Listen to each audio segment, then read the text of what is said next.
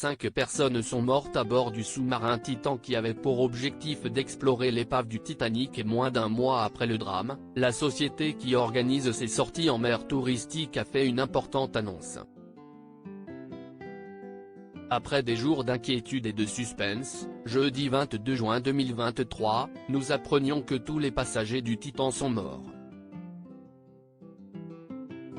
Il était porté disparu depuis le 18 juin alors qu'il était parti observer l'épave du Titanic. Un drame international qui a fait 5 victimes, Paul-Henri Narjolet, scientifique français, qui avait été le directeur de l'une des premières missions de recherche sur l'épave du Titanic, Shahzada Dawood, qui était accompagné de son fils Sulman, 19 ans, Amy Chardy et Stockton Rush, le pilote du sous-marin et patron de la société OceanGate qui organisait le voyage. Presque un mois après le drame, l'entreprise américaine OceanGate a annoncé jeudi 6 juillet avoir suspendu ses explorations et opérations commerciales dans un message sur son site internet.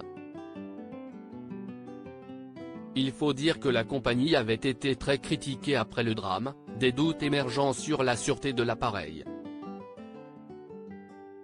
Il avait notamment été dit qu'un hublot situé à l'avant de l'appareil avait été conçu pour résister à une pression subie à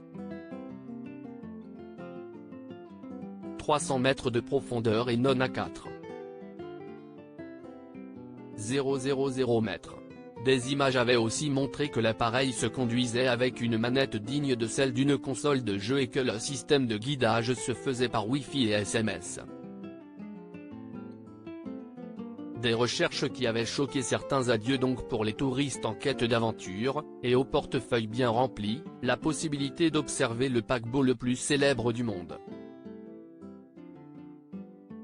D'ailleurs, les moyens déployés pour l'opération de sauvetage des disparus du Titan avaient ulcéré plusieurs personnes comme Hélène, la femme Omar Sy qui avait clairement fait savoir que jamais autant d'argent ne serait dépensé pour sauver les migrants.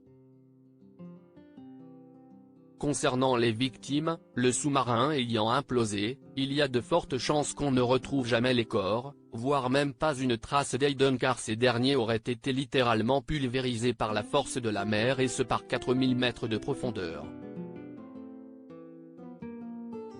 Si vous avez la moindre fissure, le moindre trou, l'eau va s'engouffrer de manière extrêmement brutale dans le sous-marin.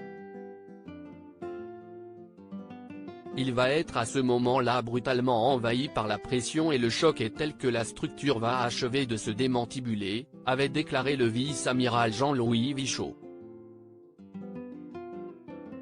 Une fin macabre et terrible qui marque donc la suspension des explorations et opérations commerciales d'OceanGate.